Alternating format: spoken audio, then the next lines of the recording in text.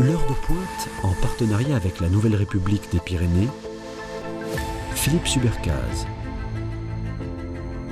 Les sujets de délinquance font la part belle des journaux et des sujets de télévision.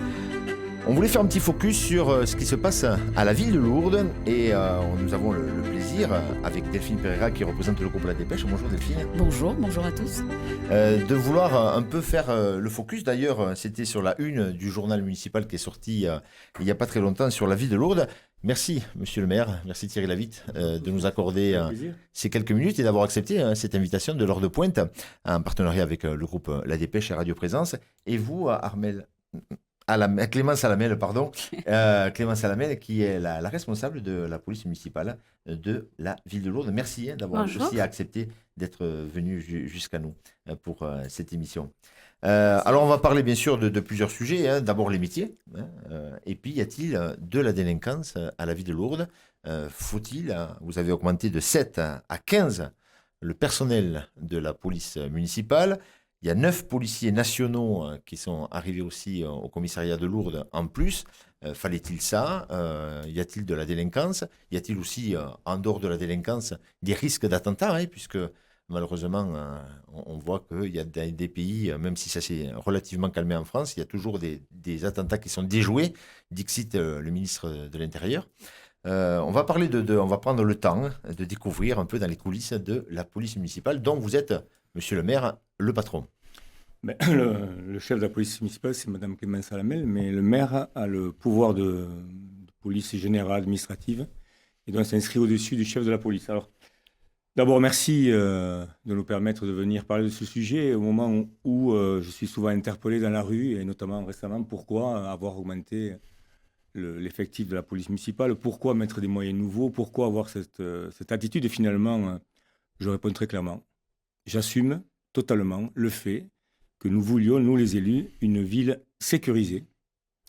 Une ville internationale où des millions de personnes viennent depuis des dizaines d'années et la saison aujourd'hui bat son plein, donc nous avons quand même une charge de responsabilité en ce qui concerne les personnes venant de l'extérieur, mais aussi, en tout premier lieu, les résidents, les habitants et les futurs résidents. Et c'est très important aujourd'hui, je pense, de se pencher, depuis que nous sommes élus, je suis très très près de ce sujet. Pourquoi ? Parce que nous récupérons aussi des nouveaux résidents. Presque 600 habitants ont investi la ville de nouveau depuis 18 mois. Donc il faut donner des conditions d'arrivée à ces habitants. Elles sont de nature sécuritaire, mais aussi sanitaire, de santé, dans un contexte d'un environnement, je dirais, sympathique.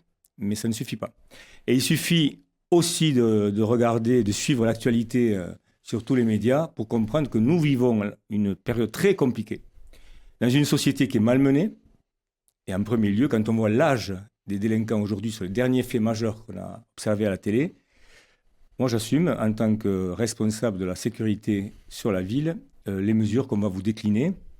L'augmentation du nombre de policiers municipaux armés. L'armement avait déjà été mis en place en 2019 sous la forme de prêt de l'État. J'ai souhaité qu'on change les armes pour du 9 mm CZ aujourd'hui avec 2 chargeurs de 15. Pourquoi ? Pour d'abord protéger nos policiers municipaux avant de protéger l'usager ou le résident ou le touriste ou le pèlerin. Donc j'assume totalement cette posture. Pour cela, il faut des moyens. Et je remercie Monsieur le ministre de l'Intérieur de l'époque, Monsieur Darmanin, qui a quand même permis d'avoir 9 policiers nationaux sur le commissariat de la ville de Lourdes. Et puis, tous les moyens que l'on met à disposition aussi sont des moyens humains et des moyens de partage et de synergie. Je m'explique. Le commandant de la police municipale, capitaine, Mme Clémence Salamel, travaille avec le commandant Dos Santos, qui est arrivé le 1er janvier 2023. Et on a vu un grand changement avec cet homme-là, parce qu'il vient du 93, parce qu'il a une habitude d'un département un peu compliqué quand même, et qui met à notre service son savoir-faire et aussi sa disponibilité humaine. C'est un homme une grande qualité. Les 2 chefs travaillent ensemble. Je les vois très régulièrement. Évidemment, le maire n'a pas propension à dire au commandant de police ce qu'il doit faire, puisqu'il est sous l'ordre du DDSP et directeur de la sécurité publique départementale et du préfet. Mais le maire de la ville peut échanger, discuter, mettre des moyens en œuvre pour travailler ensemble, nos 2 polices. Alors, en gros, notre police municipale, oui, à la fin du mandat, aura doublé. Mais on va parler chiffres derrière. Et on va parler aussi opérations. La police nationale, grâce à des efforts consentis par l'État, a vu son effectif augmenter. Les polices travaillent ensemble. J'ai demandé aux 2 chefs de police de procéder à des contrôles inopinés, routiers, etc. Et les surprises vont bon nombre. Un peu ce qu'on voit à la télé. Heureusement pour nous, nous n'avons pas ni de morts pour l'instant, et je le souhaite, ni de difficultés comme on peut le voir. Mais les endroits qui sont touchés aujourd'hui sont aussi dans la ruralité. Il n'y a pas que les grandes villes. Deuxième fait majeur qui me tient à cœur, c'est la lutte anti-stupéfiants, anti-drogue. Donc nous avons mis en place des moyens pour lutter contre la vente de drogue. Je rappelle que depuis le début de l'année, 7 points de deal ont été démantelés. Et je félicite la police nationale et la police municipale qui a aidé à un moment donné pour ce faire.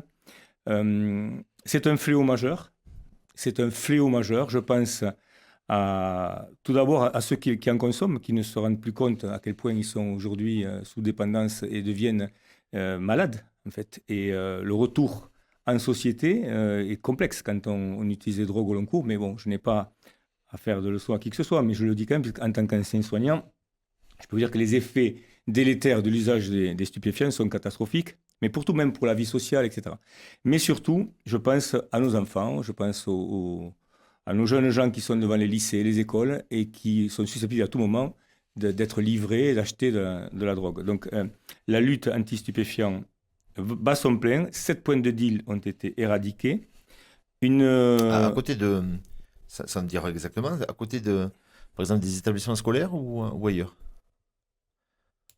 Pas devant les établissements scolaires, mais ailleurs, sur des points qui ont été bien identifiés. Donc, en tout cas, les opérations ont été rondement menées. Et il y a, alors je le dis à la place du commandant Dos Santos, mais sous le couvert de ces propos avec qui j'ai échangé, il y a une cellule anti-stupéfiants qui a été créée cette année au commissariat national.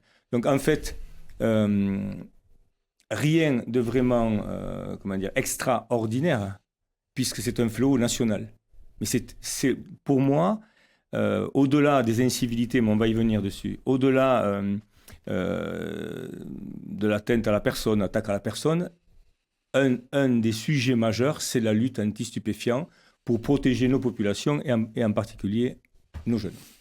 Justement, moi je vais m'adresser peut-être à Clémence avec une question pour savoir un petit peu quelles sont les prérogatives de chacun, les missions de chacun, la différence entre la police municipale, la police nationale et la façon dont vous travaillez ensemble. D'accord. En fait, nous, on agit en tant que policiers municipaux sur vraiment deux thèmes. La police administrative qui est liée à la prévention. Dont la tranquillité, la sécurité, la salubrité publique. Et après, on a un autre volet qui est la police judiciaire. Et nous, on s'inscrit en tant qu'agent de police judiciaire adjoint. Donc, si vous voulez, ce qui se passe avec la police nationale, eux, ils dépendent donc, comme il vous a expliqué, monsieur le maire, de l'État.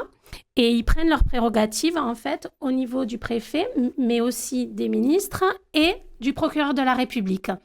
Et donc, le procureur de la République, en fait, il y a des compétences dans les policiers nationaux. Donc, en fait, on a des officiers de police judiciaire qui, eux, dirigent les enquêtes et mènent ces enquêtes pour le stupéfiant, pour des violences intrafamiliales, puisque c'est aussi un fléau de la société, tout le monde y est touché.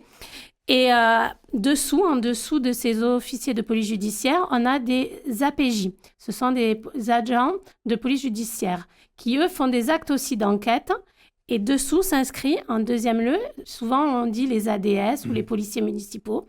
Les ADS, ce sont les adjoints de sécurité de la police nationale. Et comme nous, en fait, on rend compte de faits de crimes ou de délits. Et donc, on s'inscrit dans cette chaîne judiciaire qui permet cette relation avec la police nationale. Donc, eux ont essentiellement un rôle d'enquête dans leurs prérogatives. Nous, on a une petite partie de l'enquête, puisqu'après, on traite essentiellement les arrêtés du maire et tout ce qui est au niveau du tribunal avec le procureur. Parce qu'il y a aussi les ASVP, parce que ça, c'est une autre catégorie. Oui. Et vous pouvez peut-être nous expliquer quelle est leur mission à eux. Alors, les ASVP ne s'inscrivent pas dans la chaîne judiciaire. Ils s'inscrivent plutôt dans une... En fait, ils sont souvent agents techniques au niveau de la mairie ou agents administratifs. Ils ont un petit rôle judiciaire, à proprement dit. Comme tout citoyen, ils doivent rendre de tout crime ou délit, en fait. Vous, comme un ASVP, si vous constatez un fait, vous devez en référer à la police nationale. Derrière, en fait, ils vont intervenir sur la verbalisation du pénal, on dit. Ça va être des infractions au code route, mais ça va être, par exemple, quelqu'un qui s'est stationné sur une place handicapée.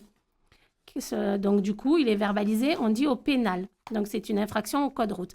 Et après, vous avez les infractions dites non pénales, c'est le stationnement payant. Puisque maintenant, le stationnement payant est sorti du pénal et ne dépend plus du code de la route. Voilà. C'est vrai qu'avant, c'était 17 €. Hein, oui. Et cet argent allait à l'État. Et l'État a reversé une partie aux communes pour les aider à financer les routes, entre autres. Oui. Sur le nombre d'infractions réalisées. Un pourcentage sur tout le département. Et ensuite, ça a été donc changé pour devenir le FPSL, le forfait post-stationnement. Où, pour faire simple, en fait, la mairie loue des emplacements de route pour se garer et donc on paye un droit pour on loue quelque part une partie du domaine public pendant quelques temps et du coup là on n'est plus dans du pénal, on est sur un forfait post-stationnement et là par contre l'argent va directement à la commune. Alors qu'avant il partait à l'État et juste une petite partie était reversée. Alors là je me retourne vers monsieur le maire, vous avez augmenté ce forfait post-stationnement de 30 à 40 €. Pourquoi ? Parce que déjà, 30 €, c'était déjà une belle somme. Minorée si on payait dans les 48 heures à l'horodateur. Voilà. À 20 €. Voilà. Aujourd'hui, c'est 30 €. Alors, avant de venir sur ce sujet, je voudrais quand même revenir sur ce qu'on entend très souvent à la télé, l'insécurité et le sentiment d'insécurité, pour compléter les propos concernant la police nationale et la police municipale. L'insécurité, vous m'avez posé une première question en parlant d'insécurité, etc. On peut dire aujourd'hui que les attaques à la personne, ce n'est pas le sujet premier. Les vols à la tire, oui. Tout ce qui est vol, voiture, etc., il y en a. Mais il n'y a pas d'attaque à la personne. Ça, enfin, très peu, très très peu. Par contre, je reviens toujours sur le sujet de la drogue, et si on veut avoir une ville, à un moment donné, sécure, où les gens viennent habiter et se promener en ville, il faut absolument la sécuriser. Et on lutte contre le sentiment d'insécurité, parce que c'est un sentiment que les gens ils ont peur. Ça, c'est humain, on a peur de se promener parfois, on voit la télé qui nous renvoie des images très dures, notamment ces derniers temps, donc il y a ce sentiment d'insécurité. Pour lutter contre ce sentiment d'insécurité, il faut que la ville soit sécure. Donc il faut que la police municipale, et ça c'est un rôle premier, soit au contact des habitants. C'est ce que je souhaite. J'ai demandé à la police municipale qu'elle soit en permanence en contact. Donc il en faut. C'est pour ça que nous avons monté le nombre de policiers municipaux. Sans pour cela, il n'y a eu que 3 embauches, je le précise, puisqu'après il y a eu des mouvements en interne avec des passages de concours, et il y a 3 embauches au final. Mais quand on passe de 7 à 15 policiers municipaux, on a une vraie équipe. Je voudrais rajouter qu'il y a une brigade de nuit aussi. Et je ne rentrerai pas dans les détails. Jusqu'à quelle heure ? Jusqu'à 2h ou 3h ou 4h du matin, ça dépend. Mais en fonction des événements aussi. Mais je veux dire que cette brigade de nuit, qui travaille conjointement, elle aide la police nationale aussi, puisqu'il y a une brigade de police nationale. Et le rendu du travail de la brigade de nuit est assez stupéfiant, c'est le cas de le dire. Pas de permis, port de drogue, alcoolisme, vitesse excessive en pleine ville. Ça, c'est la nuit, à Lourdes. Je dis bien à Lourdes. Et il ne s'agit pas d'être dans la phobie ou la peur panique. Moi, je n'ai pas peur. Donc, je ne suis pas obsédé par ça. Mais par contre, les rendus de la police municipale sont assez stupéfiants. Un des derniers, notamment, 18 grammes d'héroïne sur lui. Pas de permis, alcoolisé, en pleine ville. Et quand vous voyez après des affaires comme on voit à la télé avec un jeune homme qui se fait renverser par un homme alcoolisé qui perd la vie, avec le procès actuellement là, plus celui qui a écrasé notre cycliste, mais ça commence par réguler ce qui se passe en ville. Et je pense que quand les habitants ou les gens de passage savent que la ville est sécure, qu'il y a des forces de police, je vais aussi sur le terrain de ce que j'appelle ceux qui perturbent l'ordre public. Je ne parle pas des SDF. Parce que finalement, le SDF, lui, il va à l'accueil de jour, il a des besoins autres. Je parle de ceux qui sont là, en pleine ville, à des endroits particuliers, pour créer le désordre, qui se battent entre eux, pas forcément avec des usagers qui passent. Mais... Donc, tout cela doit se régler. Arrêtons de parler, à la télé, partout. Faisons des actions pour pouvoir sécuriser la ville, faire en sorte que les gens, quand ils sont susceptibles de venir habiter à Lourdes ou dans les Hautes-Pyrénées, ils disent tiens, je vais venir à Lourdes, pourquoi? Parce qu'il y a un centre de santé, parce qu'il y a la police municipale, parce que c'est une ville sécurisée, parce qu'il y a un environnement magnifique. Donc tout ce travail-là est aussi fait pour lever le sentiment d'insécurité. Mais pour lever le sentiment d'insécurité, qui n'est pas la même chose que la vraie insécurité, il faut travailler. Plus on baisse le curseur de la sécurité, c'est-à-dire une ville qui devient sécure, plus on baisse le sentiment d'insécurité, plus les gens viennent en ville et en toute sécurité, parce que nous avons quand même des gens âgés aussi, en ville de Lourdes. Nous avons des pèlerins qui montent en haut de ville et je souhaite que les gens viennent à Lourdes en toute sécurité. Ça, c'est pour le point qui me paraissait essentiel. Alors, pour venir... Je vous coupe juste pour un sujet, une des problèmes, je crois, de toutes les villes, oui. Même à Tarbes. Mais à Lourdes, il y a quand même un volet de plus, la psychiatrie. C'est-à-dire qu'il y a beaucoup de gens aussi, malheureusement, psychiquement atteints, qui viennent s'installer dans des anciens pensions de famille qui ont été reconvertis à location en chambre, avec des gens qui sont malheureusement, théoriquement, devraient être suivis par l'Almezan ou autres, et qui malheureusement ne le sont pas. Il y a la mendicité en bas de ville, même si elle a été largement réduite, elle est toujours présente, et des SDF, des familles malheureusement qu'on connaît et qu'on a du mal à chasser ou à sortir, puisque malheureusement, ce sont quand même des êtres humains et qui sont aussi souvent avinés sur les trottoirs. Je suis tout à fait en accord avec vos propos. Ça, c'est compliqué pour les maires et la police. Mais le volet psychiatrique et psychosocial est partout en France. Oui. En fait... Mais vous voyez, je vais faire un écart. Pas mal de gens viennent à Lourdes parce que Lourdes, parce que souvent... Je dirais oui et non. Je dirais qu'aujourd'hui, la problématique sociétale, l'effondrement du pouvoir d'achat, le chômage, même s'il a été un peu réduit, le seuil de vie aujourd'hui, puisque la ville de Lourdes est paupérisée, elle s'est paupérisée, bien, pour l'avoir pratiqué dans mon métier avant d'être maire, le soir, très souvent, qui venait à l'hôpital? Femme battue, bagarre, problème de vie, de couple. Aujourd'hui, étant élu au département, nous avons là, le soir, des difficultés à protéger des petits. Exemple type, alcoolisme chronique, bagarre au sein d'un couple, et des enfants en bas âge livrés à eux-mêmes. Donc aujourd'hui, l'ASE, l'aide sociale à l'enfance, ne peut plus faire face. Donc les enfants viennent à l'hôpital. L'autre jour, 3 mois, parce qu'il n'y avait pas de place. Le monsieur, lui, avait été en garde à vue parce qu'il avait tapé sur son épouse. Son épouse était à l'hôpital avec des fractures. Et l'enfant, lui, il a fallu le mettre quelque part. Donc on n'a pas de structure d'accueil. Les familles d'accueil sont de moins en moins nombreuses, parce que le public n'est pas facile. Et donc c'est une vraie problématique. Ce que je veux dire par là, c'est que le volet psychiatrique, je fais un écart par rapport à l'hôpital commun. Les gens qui disent qu'il ne faut pas faire cet hôpital commun. Mais l'hôpital commun n'a plus vocation à accueillir toutes les urgences. Il doit se concentrer sur ces urgences. Nous devons construire des structures d'accueil médico-sociales et qui deviennent très souvent psychiatriques. Tous les résidents qui ont des problèmes aujourd'hui sociaux chroniques, reconnus, etc., versent souvent dans la psychiatrie. C'est un phénomène de société. Alors, psychiatrie entre guillemets, je ne suis pas psychiatre pour en parler, mais dans des problèmes d'origine ou d'ordre psychiatrique, on va dire. Comportementaux, de violence, de mal-être, etc. Donc, nous devons travailler sur ça. Et Lourdes fait ce qu'elle peut, parce qu'en plus, et vous avez raison de le dire, c'est une destination internationale et nationale de toujours. Moi, lorsque je travaillais à l'hôpital, nous avions des itinérants venant de France entière parce qu'il y avait des structures d'accueil. Aujourd'hui, il y en a moins quand même. Il y en a moins. Nous, j'ai souhaité qu'on dichotomise, qu'on sépare le volet sans domicile fixe, qu'on doit aider, du volet trouble à l'ordre public.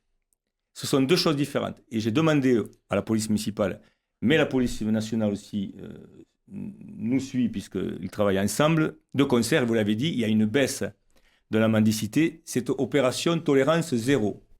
Donc, un maire pas loin d'ici me disait il y a quelque temps, nous avons des gens qui viennent de Lourdes, qui disent à Lourdes, on ne peut plus rester. Ben oui, mais je pense que ce travail-là, il faut l'assumer. Nous avons des structures d'accueil pour ceux qui veulent être aidés et ceux qui veulent, en gros, troubler l'ordre public en permanence. J'assume qu'il n'y aura pas de tolérance. Il n'y aura pas de tolérance. Voudrais apporter une précision. Concernant en fait les troubles psychiques. On a monté une cellule en fait avec la mairie, en partenariat aussi avec Monsieur le sous-préfet et la police nationale et ainsi que d'autres partenaires, qui nous permet en fait, lorsqu'on sent des situations qui vont être difficiles ou qui vont s'accentuer dans la difficulté, de les soumettre et de travailler et de faire des propositions ensemble en commun. Donc ça nous permet, ça nous permet d'échanger. On a des cellules privées qui nous permettent de remonter ce sentiment qu'on a d'une situation qui est prête à exploser et de la gérer ensemble et de trouver des solutions communes. Donc ça peut être très bien aussi sur des expulsions, parce que derrière aussi, la psychiatrie ne s'arrête pas que à la folie psychique. Derrière, ça engendre d'autres faits. Ça peut être des bagarres, ça peut être aussi des expulsions, des incivilités comme jeter de la viande dans la rue. Ça peut être plein de faits qui sont... le syndrome de Diogène aussi. Voilà. Le syndrome de Diogène, qui est un syndrome très particulier. Où on emmagasine. Voilà, on emmagasine tant et plus de choses. Et puis, dans la saleté, c'est très particulier. Alors, là aussi, vous avez raison, c'est de dire que la ville de Lourdes voit un certain nombre de friches. Et dans ces friches, il y a parfois des squats. Donc, nous sommes en lutte aussi contre ces squats qui voient à l'intérieur des choses très bizarres se passer. Drogue, alcoolisme, toujours la même histoire. Abus aussi sur certains individus femmes. Donc, tout ça, on ne peut pas, moi je ne citerai pas de maire en particulier, mais je pense à un sans le citer, on ne peut pas vouloir sécuriser ses habitants, sécuriser les arrivants ou les futurs résidents sans moyens. Je suis désolé, je voudrais dire un mot aussi sur la jeunesse. Depuis que je suis arrivé, j'ai mis un accent très très fort sur la République, sur les droits et devoirs, mais moi je parle toujours de devoirs et de droits. Qui n'assume pas ses devoirs ne peut pas prétendre à ses droits. Donc aujourd'hui, les jeunes que je rencontre très souvent, à qui je remets la carte d'électeur notamment, je leur explique à chaque fois, notre République, aujourd'hui qui est un joyau mondial, va pas très bien quand même. On peut dire qu'elle va pas très bien, pour moi elle ne va pas très bien, donc nous sommes en reconquête, ça part de la jeunesse, ça va jusqu'à la lutte contre les incivilités, la délinquance, etc. La drogue surtout, qui est le fléau majeur, je reviens toujours dessus. Pourquoi la drogue ?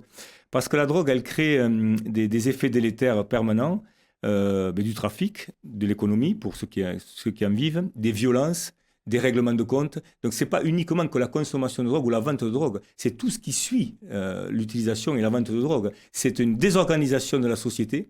Et nous devons, nous les maires, puisque je rencontre le président des maires de France bientôt, là, que j'ai de temps en temps, nous devons nous retrousser les manches et faire preuve de volontarisme et de courage. Être maire d'une ville ou être élu, c'est être courageux et pas se cacher derrière des pseudo-actions. En parlant de jeunesse, monsieur le maire, oui. C'est vrai qu'un lieu de vie, par exemple l'Arsenal à Tarbes, oui.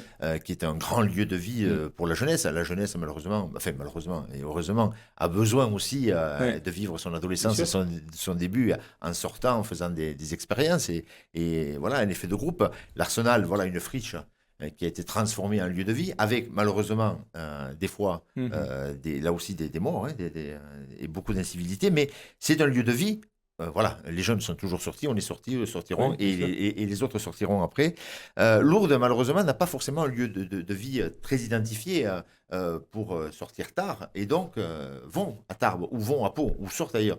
Et là, on se promène aussi le problème du retour, pour certains avec l'alcool, malheureusement certains aussi avec les stupéfiants. Est-ce que quelque part aussi, de les canaliser sur le territoire, même si ça doit engendrer quelques nuisances, est-ce que c'est pas aussi être sécure de les encadrer dans la commune? Il y a deux niveaux. Et de faire lourd d'une ville. Il y a deux niveaux. Il y a le niveau de vie. ce qui concerne les mineurs et ce qui concerne les majeurs. Les majeurs, par définition, ils font ce qu'ils veulent. Les mineurs, c'est autre chose. Donc je le dis aussi très clairement, je m'adresse aux parents. Nous avons quelques mineurs qui posent certains soucis. Donc il n'y aura pas de tolérance. J'ai rencontré des parents en leur disant que pour ceux qui posent problème, je n'hésiterai pas à prendre un couvre-feu à 20h si ça doit se passer. Parce que les mineurs sont très difficilement contrôlables au dire de certains parents. Moi, je dis que non. Je dis qu'il faut assumer, à un moment donné, de dire à ses enfants, surtout quand on a 14-15 ans, de rentrer à la maison, à 20h, d'être à la maison. Et un couvre-feu. Ça pourrait. Comme certaines mères l'ont fait. Ça s'est calmé.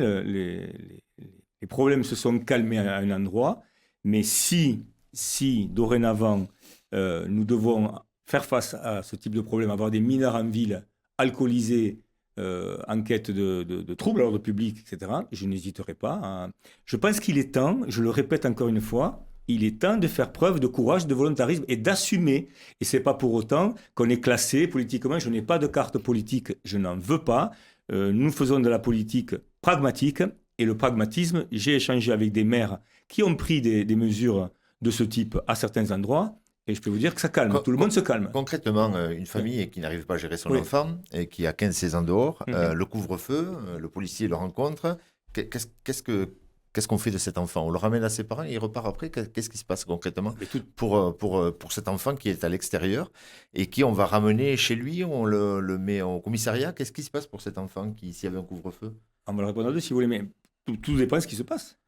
Si cet enfant a commis un vol à l'arrache ou s'il a ouvert une voiture, il va normalement répondre. Puis après, il y aura le procureur, le juge pour enfants, etc. Signalement. Pardon? Un signalement. Un signalement. Bon, mais moi, je voudrais surtout, non pas qu'à l'issue de cette émission, les gens pensent que c'est fort à l'amour. Il ne s'agit pas de ça. Il s'agit de responsabiliser les gens.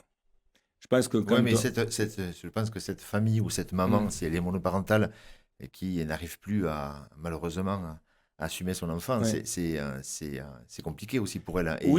Et un signalement, un de plus, c'est vraiment un problème familial. Oui, mais il y a deux choses l'une. Ou vous laissez faire. Ah non. Vous êtes au courant, le maire est au courant, la police est au courant et on laisse faire, ou alors on essaie de mettre des moyens en place pour essayer d'arrêter ça et puis de sauver cet enfant avant qu'il ne commette des choses irréparables, qu'il rentre dans une spirale infernale et une spirale délétère. Je pense qu'il faut s'attaquer, le mandat d'élu et le mandat de maire, c'est celui qui est le plus proche de la population. Donc on est au courant, surtout dans une ville comme la nôtre, outre le fait que c'est une ville internationale, c'est une ville presque de 14 000 habitants. Donc on sait à peu près où se trouvent les problèmes. Donc, et notamment quand il s'agit de la jeunesse. Quand je disais qu'il faut protéger les jeunes de la vente de drogue, etc., il faut aussi remettre les jeunes qui commencent à partir sur un mauvais chemin, essayer de les remettre dans le droit chemin. Sinon, après, il ne faudra pas s'étonner. On a fait la part belle à la délinquance et tout ça. On va essayer parce qu'on a plusieurs des questions, on va essayer d'avoir des réponses assez courtes. Je vous posais la question, pourquoi on va augmenter le forfait pour stationnement? Alors, ça fait la une des journaux. Vous avez augmenté la durée du stationnement en bas de ville, vous avez augmenté le tarif, la tarification, vous avez passé le parking du Paradis qui était un parking gratuit pour les visiteurs et les saisonniers, vous l'avez passé payant, et vous avez augmenté donc le forfait pour stationnement de 30 à 40 euros, minoré à 30 si la personne paye à l'horodateur dans les 24 ou 48 heures. Voilà. Alors, qu'est-ce que vous avez par exemple à dire sur ça qui, on dirait quelque part, c'est un peu aussi dans le rôle du maire et de la police, puisque c'est la police ou les SVP qui font les contrôles, tout ça. Alors, tout d'abord, je voudrais quand même remettre les choses à l'endroit. Je ne suis que le maire. C'est que je suis un citoyen plus, parce que j'ai le brassard de capitaine de l'équipe lourde, mais pas plus. Donc, quand on augmente le prix et la vacation du parking, pourquoi on fait ça, à votre avis? Pourquoi on fait ça? Parce qu'on a besoin de recettes, tout simplement. On a besoin de recettes. Je voudrais quand même dire, à propos puisque vous me donnez l'occasion d'en parler très franchement, les recettes, nous les avons. Mais nous ne serons pas plus riches encore. Nous serons moins pauvres. Et je le dis très clairement à tous ceux qui disent les parkings, et apporter deux précisions. Lorsque nous avons augmenté le prix de l'heure, enfin, le prix du parking et la durée, j'ai reçu les socioprofessionnels. Et il ne s'agit pas là de faire un procès en intention aux socioprofessionnels. Mais ce que j'ai reçu, je leur ai quand même dit que le forfait pour 7 mois allait être baissé à 90 €, soit 46 centimes d'euros par jour. Parce qu'on ne peut pas avoir un forfait saisonnier, la loi ne permet pas ça. Donc il y a un forfait pour tout le monde. Ce qui veut dire que les saisonniers, pour ceux qui se garent en bas... Le forfait des gens qui se garent... oui, pour 7 mois, pardon. D'accord. 90 € pour 7 mois. Les personnes qui se garent au parking du Paradis. C'est-à-dire qu'un saisonnier, aujourd'hui, qui travaille, oui. il peut se garer au parking du Paradis pour 90 oui. € la saison. 7 mois. Et 170 € pour l'année. Pour avoir échangé avec d'autres maires, certains m'ont dit, mais vous êtes dans le monde ancien. Les villes touristiques aujourd'hui, les parkings sont payants à un certain prix, il n'y a qu'à aller voir ailleurs. Hein. Il y a 2 solutions. Moi, je le dis très clairement face à la caméra aux Lourdais, c'est ou les Lourdais qui payent, ou les visiteurs. Au milieu, il y a les saisonniers. Donc, j'ai rencontré les socioprofessionnels et je leur ai demandé, puisque la loi le permet, de prendre en charge ces abonnements, qui ne sont pas très nombreux au final, et de défiscaliser, puisque les patrons, certains le font, hein, certains patrons hôteliers le font, permettant à la ville, à la collectivité, d'engranger des recettes qui en a bien besoin, puisque vous n'êtes pas sans savoir que la ville a des difficultés financières qui, petit à petit, se guérissent, on va dire. Mais il faut des recettes nouvelles, il faut des économies de fonctionnement, ce que nous faisons, mais il faut des recettes nouvelles. Donc, 90 €, la loi permet de défiscaliser les 90 €. Pour moi, il n'y a pas de dossier. Ceci étant, on ne peut pas faire le bonheur contre ceux qui ne le souhaitent pas. Parce que quand je parle de recettes, moi, je m'inscris comme le représentant des Lourdais. Hein. Ça ne va pas dans la poche du maire. Cet argent collecté, il permet de remettre les finances à flot doucement. Il permet de porter un reste à charge sur les projets, pompes, places, etc., pour que notre ville avance. Et on ne peut pas faire de distinguo entre les saisonniers et les touristes. Mais la question centrale, c'est qui paye ? Qui paye aujourd'hui pour relever les finances de la ville ? Les Lourdais ou les touristes ? Nous avons choisi, ce seront les touristes, comme partout ailleurs. Par ailleurs, comme je m'y étais engagé, en ce qui concerne les parkings, il y aura une consultation. J'ai reçu déjà les catégories socio-professionnelles séparément et il y aura un dernier check global. Nous allons apporter quelques corrections qui nous semblent couler sous le sens. Ceci étant, à ceux qui disent que le Esplanade du Paradis, hein, c'est 100 000 € de recettes quand même, au passage. 99 129,37 € de recettes.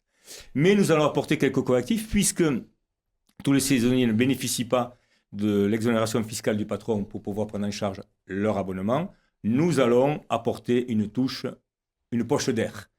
Par ailleurs, cet été, pour avoir fait un petit reportage personnel de ce qui se passe en ville, en bas, en haut, pendant une semaine, avec ma moto, donc je me suis promené un peu partout en ville, et j'ai pu m'apercevoir, ça a au moins déclenché des choses intéressantes. Je rappelle qu'en haut de ville, les places sont gratuites, il y a beaucoup de places gratuites, je crois qu'il y en a presque 1300 de mémoire. L'heure est toujours gratuite à la première heure, mais il y a des zones gratuites tout le temps, comme la place Cap-de-Vielle par exemple. Eh bien, j'ai vu des saisonniers que j'ai questionnés venir avec des trottinettes, venir avec des vélos pliants, vous savez, qu'on achète, je ne vais pas nommer la marque, mais et on sort son vélo et on va travailler en vélo à l'hôtel où on travaille ou dans le commerce. Donc ça, quand même, enclenché aussi une sorte de comportement sport-santé, finalement, qui n'est pas inutile. Mais pour répondre à votre question, oui, nous avons augmenté les parkings. Nous allons améliorer, ajuster, comme toute mesure qui est mise en place, on fait le check-up final et on ajuste. Et donc, ces recettes vont dans les caisses des contribuables, en fait, pas de la mairie et du maire, des contribuables. Et je reviens toujours sur la même question, qui paye dans une ville touristique, les visiteurs ou les Lourdais? Nous avons choisi, ce seront les visiteurs. Pour le premier saisonnier, nous allons ajuster et nous allons trouver le modus vivendi par rapport à ceux qui ne peuvent pas bénéficier de l'abonnement. Je crois que Delphine avait une question sur le parking Peyramal. Tout à fait. Ce fameux parking Peyramal fermé depuis 2015, il me semble. Oui. Alors, vous aviez annoncé sa réouverture, un règlement du conflit qui vous opposait à Vinci, si je ne m'abuse. Oui. Et quand est-ce qu'il sera rouvert, concrètement ? Alors, là aussi, il faut savoir quand même que nous sommes en France, et la France, c'est lent, c'est long et c'est lourd. Donc tout ce qui est procédure à mettre en place, tout ce qui est règlement juridique à mettre en place aussi, ça prend du temps. Nous avons pris le pas, et moi personnellement, de régler ce conflit par un arrêt des procédures. En gros, l'argent du divorce. Voilà. Nous nous séparons avec Vinci et Indigo en contentieux depuis un moment. À quel prix on se sépare ? Et nous avons obtenu, vous savez, il n'y a pas de miracle, hein, c'est gagnant-gagnant, c'est pas gagnant-perdant. Tout le monde gagne à cette affaire. Donc nous avons décidé d'en terminer avec ce contentieux, ce qui a été réglé, avec une somme qui a été allouée. Cette somme va permettre de faire les travaux qui vont attaquer incessamment sous peu. Et le parking, je pense, sans trop m'avancer, sera réouvert, allez, on va dire au pire, en mai-juin. Et il sera réouvert 2025. en début d'année, premier semestre 2025, il sera 25. réouvert avec 360 places. Nous sommes en train de travailler sur des tarifs attractifs, puisque ça m'est demandé en permanence quand est-ce que le parking va réouvrir. Je souhaiterais qu'il ouvre en même temps que les travaux de la place de l'église soient terminés pour permettre, puisque quelques places vont disparaître, une douzaine de places sur le parvis de la maison, soient compensées par l'ouverture du parking. Le parking va réouvrir. D'accord. On avance avec les sujets parce qu'en fait, on a perdu, voilà, il reste très peu de temps. Et On a gagné du temps, on n'a pas perdu du temps. Du sens alterné. Il y avait il y a quelque temps un sujet qui était passé sur TF1 sur le sens alterné et le sens ubuesque. Je voudrais deux mots sur si on peut passer le début du sujet au moins le début. Nous décidons de nous rendre au sanctuaire de Lourdes. Le GPS est programmé. Nous voilà partis, direction la grotte Massabielle. Mais à l'approche du site... Ah ben c'est interdit. Excusez-moi monsieur, je comprends pas, il y a une semaine je suis passé par là pour aller à la grotte et là je peux pas. C'est changement tous les 15 du mois, le sens change de côté. Ah bon ? Une fois vous allez remonter, l'autre fois vous allez redescendre. Si vous allez à Lourdes, il faut vous attendre à ce genre de mésaventures, car ici, le sens de circulation change tous les 15 jours. Et c'est François qui est chargé d'inverser tous les panneaux. On est à peu près dans les 130, 140 panneaux, sans compter les temporaires qu'on met parfois. Donc voilà un extrait de ce sujet qui était passé sur le journal de TF1. D'autres sujets ont été faits par d'autres chaînes. À une époque, il y avait eu un seul sens, puis vous êtes revenu dessus. Est-ce que vous allez le maintenir ou est-ce que vous avez cette réflexion-là ? Est-ce que vous pouvez nous dire des trucs ? Parce que aussi pour la police, c'est pas évident. Lorsqu'il y a eu un changement, si une personne est arrivée par exemple le 14, le 15, elle a tout consigné, et le 16, elle prend la route comme elle l'avait d'habitude, et clac, là, entre le 15 et le 16, il y a eu un changement, et elle se retrouve sans le vouloir, vraiment. Alors, est-ce qu'il y a une tolérance pour la police municipale en expliquant que le sens a changé et que les GPS de toute façon ne sont pas à jour, puisqu'on ne met pas les GPS à jour en temps réel ? Vaste sujet. Oui, j'imagine. Et un sujet à la fois sensible, polémique, mais au final, plus le temps passe, plus les choses se normalisent dans l'esprit des gens. Pourquoi le sens alterné est revenu en 2020 ? Tout simplement parce que nous avions fait un sondage auprès de la population et 73% des personnes étaient favorables à ce retour. Mais j'avais dit en campagne municipale que c'était à titre expérimental et que nous ferions des expériences, nous en profiterions. Nous avons fait l'expérience du double sens descendant, ce qui avait été demandé par les socioprofessionnels, etc. Ce double sens descendant a montré ses limites. Mais qui avait déjà été largement fait. Oui, donc ce double sens descendant a montré ses limites parce qu'il y a 17 catégories socioprofessionnelles concernées par la descente vers la zone péri-sanctuaire et sanctuaire que j'ai réunies, que j'ai rencontrées une par une. Et j'ai terminé par une plénière avec un vote. Sur ce vote, 3 étaient favorables au maintien du double sens, 14 étaient contre, et en premier lieu, le sanctuaire, les forces de sécurité et les pompiers, ainsi que Keolis qui fermait sa ligne, parce que c'est 97 000 passagers et il n'y avait plus de sens pour eux avoir une ligne montée, descente, ville de Lourdes. Donc, le double sens ascendant a été écarté. Ensuite, le sens aujourd'hui coule sous le sens, en fait. Mais ça passe d'abord par une structuration. La structuration, elle vient du plan Avenir Lourdes. Le plan Avenir Lourdes intègre le plan Avenir Lourdes qui est porté depuis 2020 grâce au chef de l'État, au président du département, de l'agglomération, de la région, qui aide fortement la ville de Lourdes sur des projets. Ce plan Avenir Lourdes comprend un schéma directeur urbain qui prévoit la ville à 10, 15, 20 ans. Et dans ce schéma directeur urbain, il y a un schéma de circulation en gestation par des experts qui vont nous rendre, des experts qui ont l'habitude aujourd'hui, au regard des contraintes aussi sanitaires. J'y viendrai rapidement. Et donc, ce schéma directeur urbain va permettre d'organiser la circulation intramuros, mais extramuros aussi, puisque nous sommes en train de poser un nouvel hôpital avec une 4 voies qui va arriver. Tout ce schéma-là, ce n'est pas un one-shot sur la rue de la Grotte ou le boulevard. Et il faut dire qu'à une époque, les commerçants, en plus du boulevard et de la rue de la Grotte, s'opposaient sur il faut que ça descende ou il faut que ça monte, parce que c'est générateur de revenus et de recettes. Aujourd'hui, pour fréquenter le boulevard et la rue de la Grotte, les esprits ont changé. Et j'entends, alors parfois il y a des commerçants qui ont changé en plus de voie, qui ont un commerce maintenant à la rue de la Grotte qu'il avait avant, et qui me disent, nous, ce qu'on souhaite, c'est un sens unique. D'accord. Voilà. Donc on se reviendra là-dessus. Mais moi, j'écoute les gens. J'avais réuni une plénière pour le double sens ascendant. Le vote a été fait et j'écoute. Et on s'est calé derrière le vote. C'est ça la démocratie participative. Et maintenant, il me semble qu'une fois que le schéma directeur de circulation sera posé, il y aura une concertation large, mais aussi le pont. Parce que le pont payera mal, c'est le point d'extraction de la zone périsanctuaire. On ne peut pas, parce que nous avons réouvert le pont en sens alterné. En arrivant, nous avons fait des tests techniques, on a pu réouvrir, mais c'est insuffisant. Pour pouvoir organiser un sens de circulation, il faudra des moyens structurants et structurels. Il faudra aussi de la discussion avec toutes les catégories socio-professionnelles, y compris les résidents et les citoyens de la ville de Lourdes.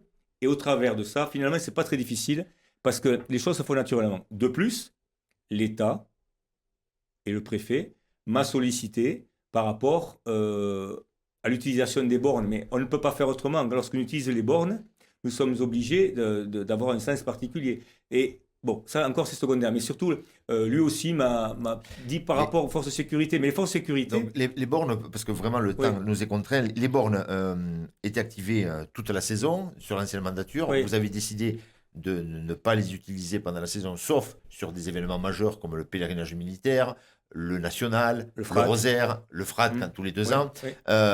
Et après le reste... Mais quand vous les fermez pour tout le monde. Et les ayants droit n'ont pas droit à passer. Écoutez, lorsque je suis arrivé, il y avait plus de 2000 personnes qui avaient un ayant droit. Donc, pour moi, ce ne sont pas des bornes qui sont posées là. C'est des pseudo-bornes.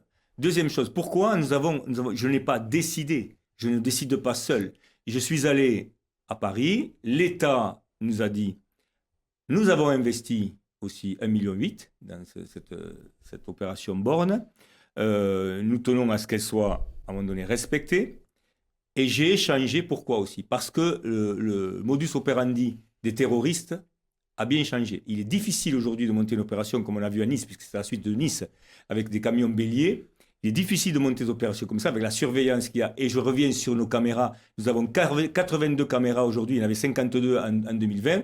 Donc les caméras permettent d'élucider et d'aller à l'encontre aussi du risque terroriste qui existe sur la ville de Lourdes, qui est une ville ciblée attentat. Donc l'État m'a demandé de maintenir à l'époque, sur les grands rassemblements, les bornes. Donc nous avons limité aux grands rassemblements. Deuxième chose, j'ai négocié avec l'État aussi à ce moment-là de remettre des places le long de l'avenue Rémy Sempé, Monseigneur Théas.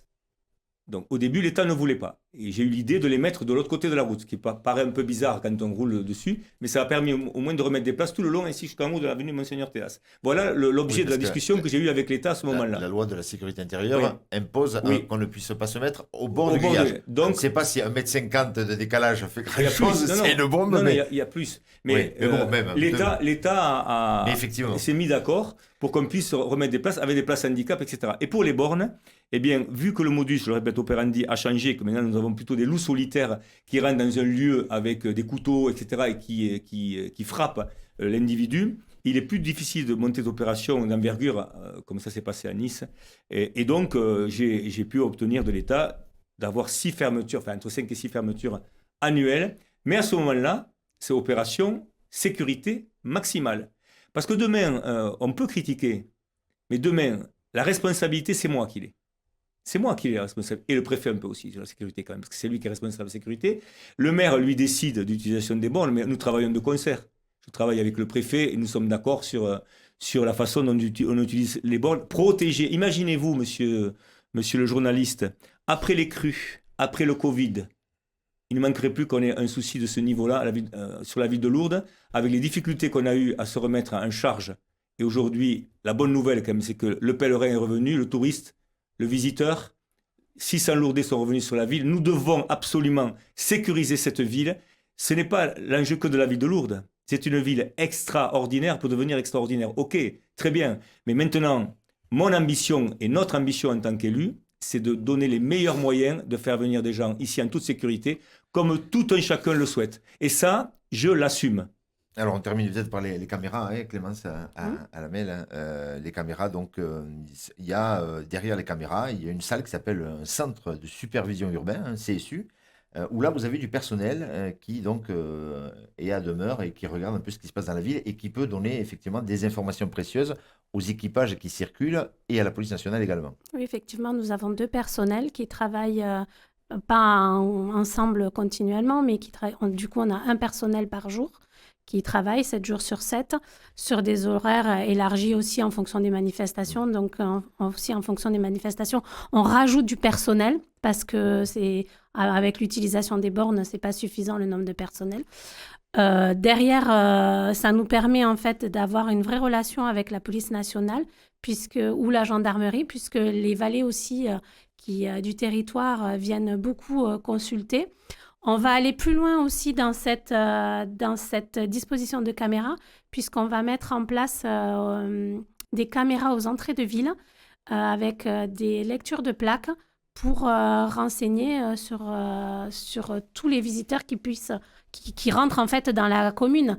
Et si jamais on avait un fait qui se passait, ça nous permettra derrière d'aller au plus vite, comme plusieurs fois ça s'est fait grâce aux actions des policiers. Donc la vidéoprotection a vraiment un rôle aussi essentiel dans les enquêtes, Mais c'est un vrai rôle, c'est un vrai rôle parce que par exemple, c'est un vrai outil. Oui. Un vrai outil. Je vais vous donner un comparatif. Le sanctuaire s'est équipé de caméras. Donc les faits se passaient avant dans le sanctuaire. Étant donné qu'ils ont un système de vidéo très performante, ça a fait que la délinquance s'est déplacée sur le domaine public. Donc nous avions un système de caméras, mais qui au bout d'un certain temps, maintenant ça fait à peu près 6 ans qu'il avait été mis en place, est devenu obsolète. Donc on avait ce regard et cette distance pour évaluer ce qu'il nous fallait exactement. Donc on a pu vraiment développer essentiellement sur la partie basse, mais aussi sur la partie haute du centre-ville au niveau des Lourdais pour travailler.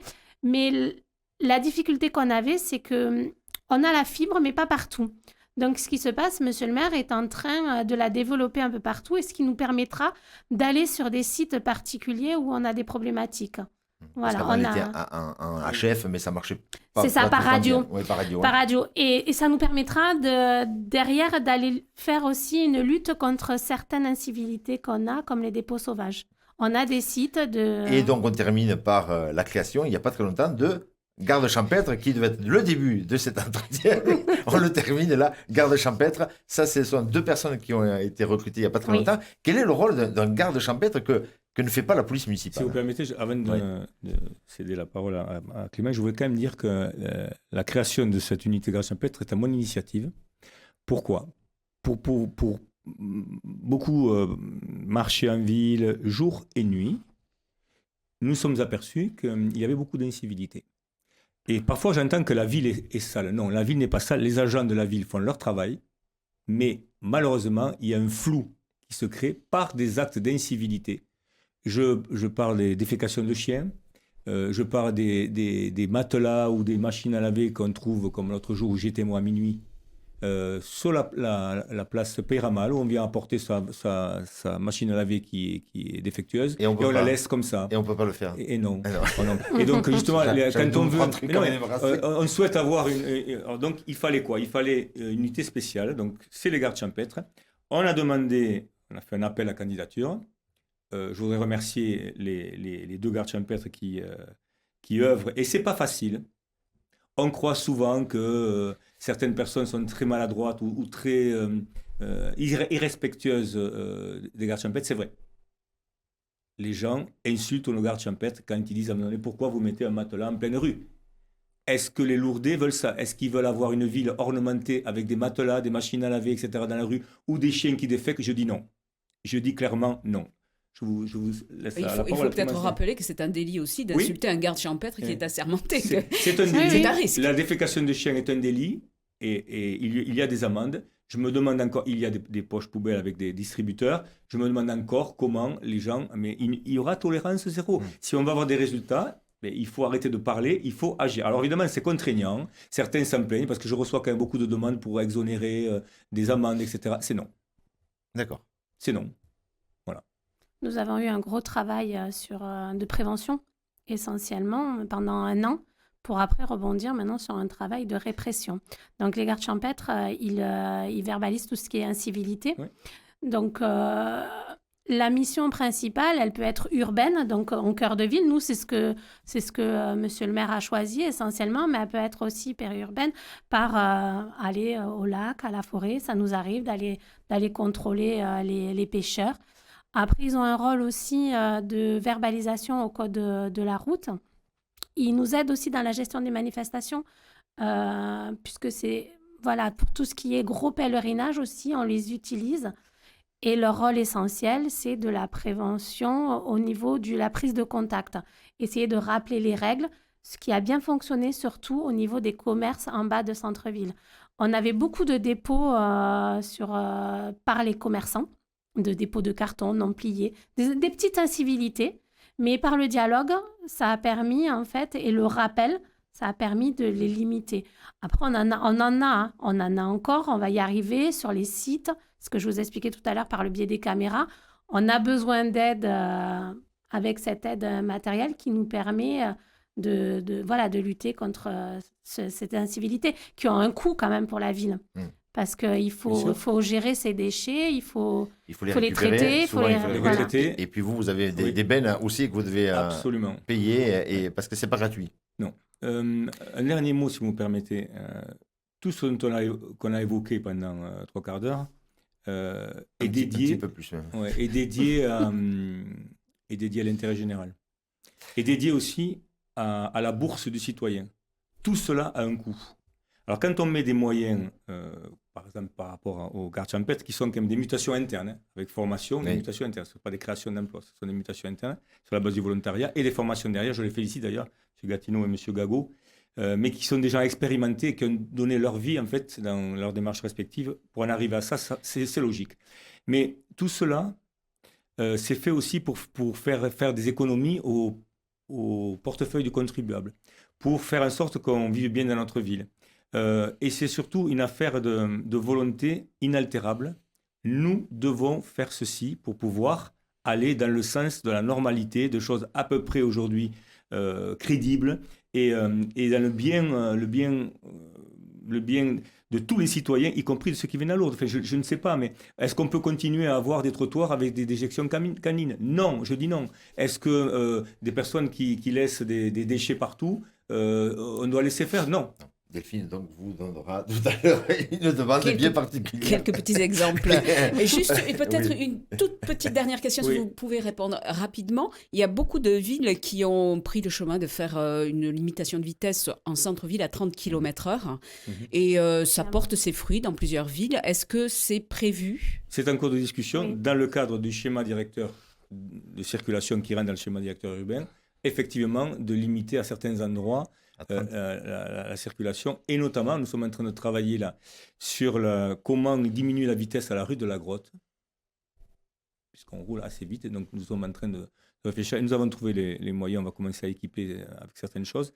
Nous avons fait un contrôle l'an dernier, rue de la Grotte. 67 personnes verbalisées, pas verbalisées, contrôlées, non verbalisées, qui dépassaient la vitesse.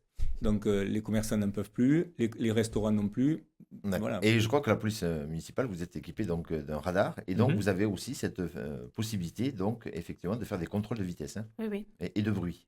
Et de bruit, Et de avec bruit. un sonomètre. Avec Oui. un sonomètre. Et vous avez tout cet équipement. Oui, on a été doté de tout cet équipement Voilà. dernièrement. Et donc, vous faites peut-être des contrôles que ne ferait pas la police nationale sur des petites rues où les gens vous ont signalé. Mais dès qu'on nous signale en fait des sentiments de vitesse excessive, on se place sur le bord de route et on contrôle.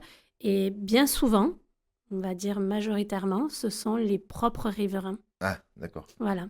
Donc, il y a une première sensibilisation, mais c'est vrai que c'est souvent ceux qui se plaignent en fonction des rues, hein, mais la plupart du temps... Est-ce que quelque part aujourd'hui, alors, à Lourdes et Oui. Malheureusement partout ailleurs, les lois, elles sont faites pour les autres, mais pas pour soi? Est-ce qu'il n'y a pas ce sentiment aujourd'hui que... C'est assez français, on va dire. Parce que j'ai moi, l'impression que... on me demande sans arrêt dans la rue d'être répressif, et ça, je ne suis pas naturel répressif. Il y a pédagogie et imposition. On commence par expliquer. J'ai dit à la police municipale, ne verbalisez pas outre mesure, expliquez aux gens. Mais celui qui revient une fois, deux fois, trois fois, c'est stop. C'est comme à l'école, ça. Il n'y a pas de souci. Et c'est vrai que c'est assez typiquement français. On me demande des règles, on nous demande des règles, on pose les règles, et quand il y a les règles, on me demande d'exonérer. Voilà. Mais c'est français, mais je crois qu'aujourd'hui, on n'a plus le choix. Je crois qu'il faut passer à l'action. Ce n'est pas forcément quelque chose d'extraordinaire, c'est normaliser les choses. Avoir une ville propre, une ville esthétisée, parce qu'il n'y a plus de déjection ou d'incivilité. Et quand on me dit les agents de la ville ne travaillent pas si, ils font leur travail, bien sûr qu'ils font leur travail. Donc, et derrière, une ville sécurisée au niveau des incivilités, mais aussi de tout ce qui est délinquant, et surtout, j'y reviens dessus, la lutte anti-drogue. Par exemple, oui. nous avons eu, là j'ai récupéré les chiffres, depuis le début depuis septembre, donc sur l'année, nous avons eu 371 sollicitations. 3171 sollicitations du public pour intervenir sur des faits. Donc ça veut dire que la police est vraiment ancrée dans le territoire. Et les gens appellent cette police municipale. Donc, et on intervient. Donc, les agents sont intervenus 3171 fois depuis septembre. Depuis septembre? Depuis septembre. Depuis septembre. D'accord. Donc, ce n'est pas un leurre, c'est une réalité. Et les policiers qui sont rentrés dans l'équipe, là, que nous choisissons, sont des gens expérimentés, anciens militaires, anciens gendarmes. On est passé à autre chose, là. Parce que la société d'aujourd'hui nous demande soit de le faire, soit de mettre un voile dessus. Nous ne le mettrons pas un voile dessus, nous le faisons humblement, parce que tous les résultats ne sont pas acquis d'entrée, mais nous le faisons et il faut continuer à le faire, quelles que soient les équipes qui se succéderont. Des communes aux alentours de Lourdes viennent vous voir pour voir un peu le retour d'expérience des gardes champêtres? Des gardes champêtres et des policiers municipaux, oui. Aussi? Oui. Moi, je suis souvent sollicitée, oui. On échange avec les autres polices municipales. Parce qu'il y a des idées aussi qui peuvent... Oui.